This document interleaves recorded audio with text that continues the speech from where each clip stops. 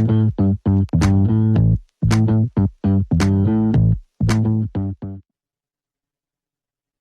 there. It's Cheryl, the No Sugar Coach here again. Day 4 of my ongoing carnivore experiment.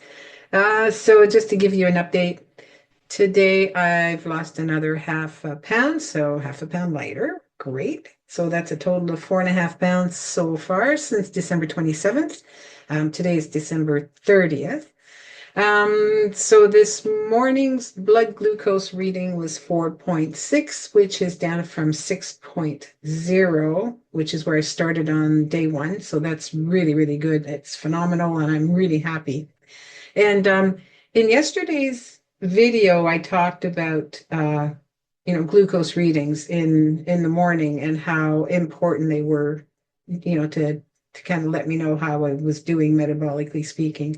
So if you haven't seen that video, you might find it kind of informative. So it's worth going back and looking at it. This morning, for the first time since I started this, I tested my blood ketones for the very first time. And that was at 0.4 milligrams this morning, which is really a great start. So why are ketones important to someone like me who's on a keto diet? Because a carnivore diet is a ketogenic diet. Um, well, your body usually uses carbs for energy. And if you're on a standard American diet, you're always burning glucose or sugar for energy instead of body fat. But when you run low on carbohydrates, like what I'm doing, your body starts using the fat that you're consuming and the fat that you've got stored in your body. So, I mean, that's awesome. So sign me up. When when this happens, your liver goes to work and it breaks down fats into little packets called ketones. I like to think of them as little packets.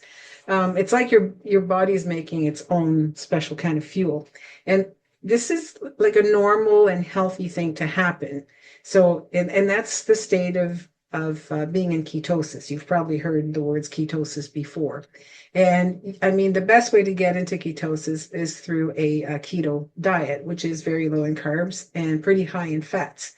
So if you consume a keto diet with some exercise, you can get into ketosis a lot faster. Now, I'm not into exercise yet, but I'll discuss that on another video coming up soon. I do have plans to exercise. I'm just not quite there yet.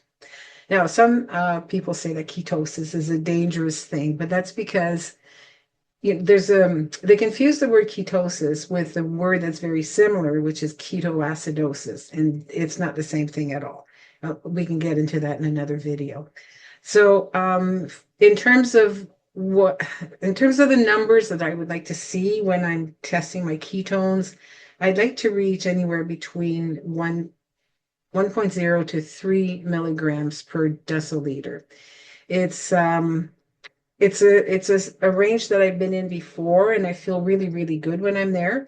So for the next few days, I'm going to track my blood ketones just to see if that number goes from, 0.4 to at least 1 over the next few days. I'm not going to test my ketones every day because darn strips are very, very expensive. And I'm not, like a millionaire. So I'll just be testing for ketones once a week after the next few days.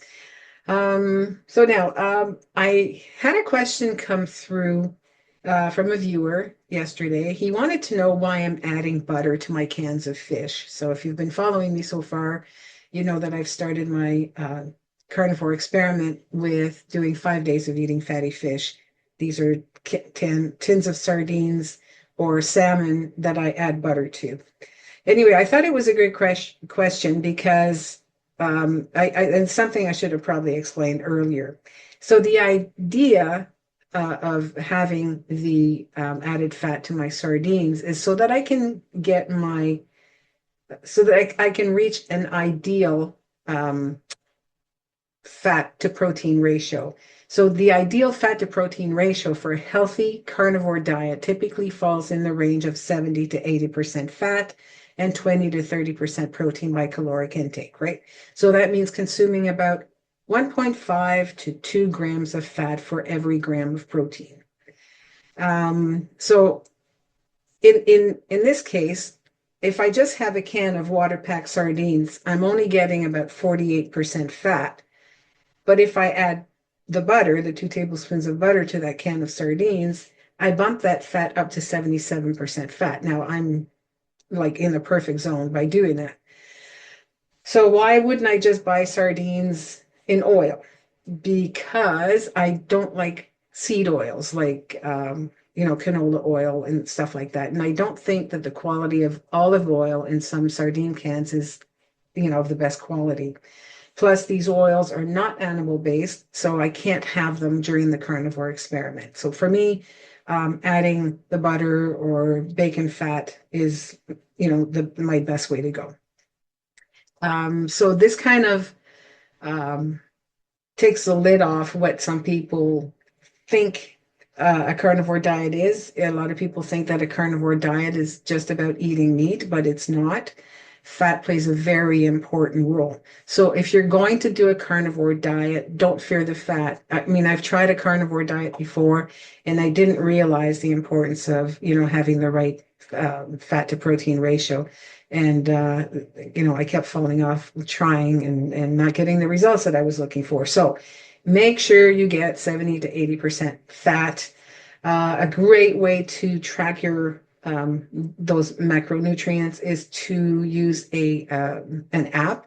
I use a Chronometer, Cronometer.